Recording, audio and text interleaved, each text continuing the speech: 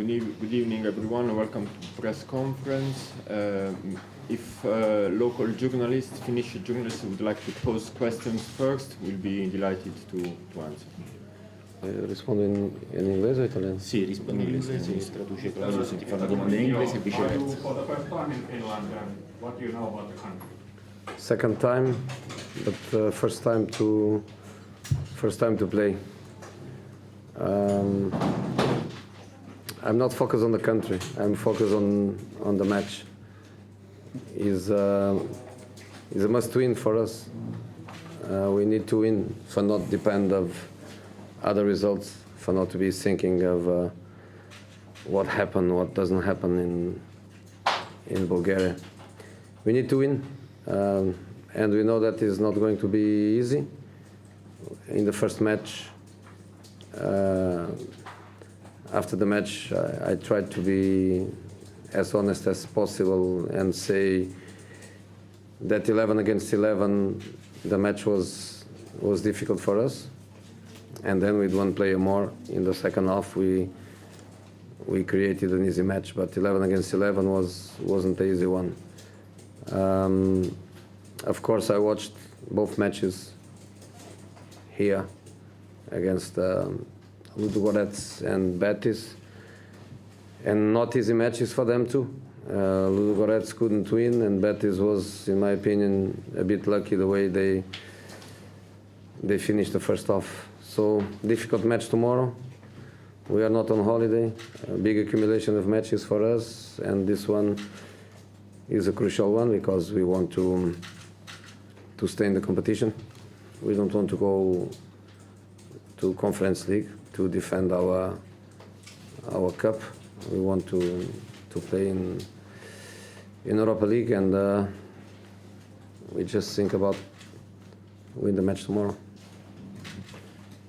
Mister, è la prima volta che lei è in Finlandia, che cosa sa del paese? In realtà è la seconda volta, la prima volta per giocarci, non sono concentrato sul paese ma su questa partita. È una partita che dobbiamo vincere assolutamente, che abbiamo bisogno di vincere per non dipendere dagli altri risultati o per dare un'occhiata a quello che succede in Bulgaria. Sappiamo che non sarà facile. Dopo la partita di andata, a fine gara avevo detto con la massima onestà che finché la partita era stata 11 contro 11 non era stata affatto facile, anzi difficile. Nel secondo tempo abbiamo fatto meglio, poi la partita è diventata facile. Ho visto le altre partite che ha giocato l'Helsinki in casa contro Betis e Lugo e non sono state partite facili neanche per gli avversari. Lugo Gorez è anche stato abbastanza fortunato, poteva andargli molto peggio. Non sarà una passeggiata, non siamo qui in vacanza, stiamo accumulando tante partite.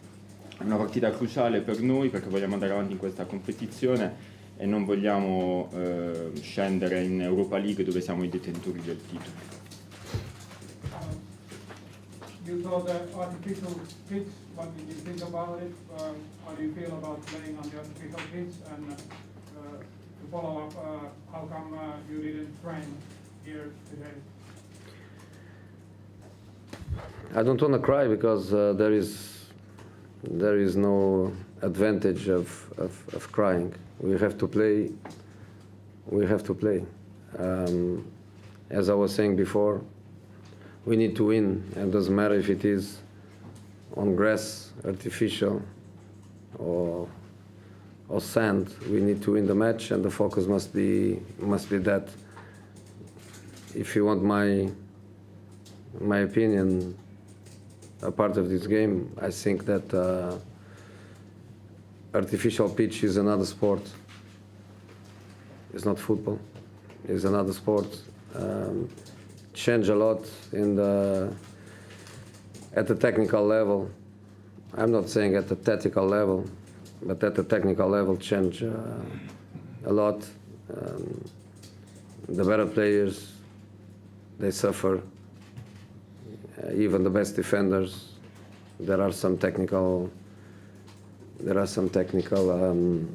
gesture that has to change. Of course, it's an advantage for the people that used to play in artificial. Of course, it's a difficulty for the ones that are not used to. But I just spoke about it because you asked me. Because if you didn't ask me today, I was not on the mood of talking about it. I'm just on the mood of we need to win the match.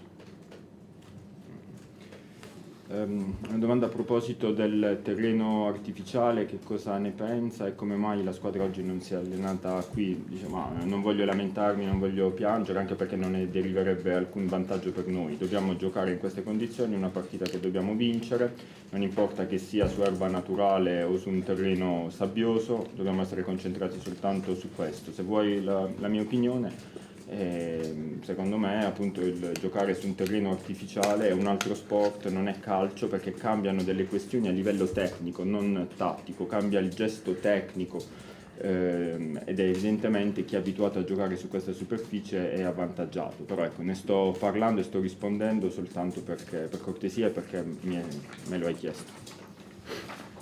Andiamo lì, iniziamo con gli italiani. Matteo Vespasiani, Roma Media. Mister, buonasera. Ciao. In questi giorni si è parlato però molto poco dell'Helsinki, le chiedo cosa teme di più di questa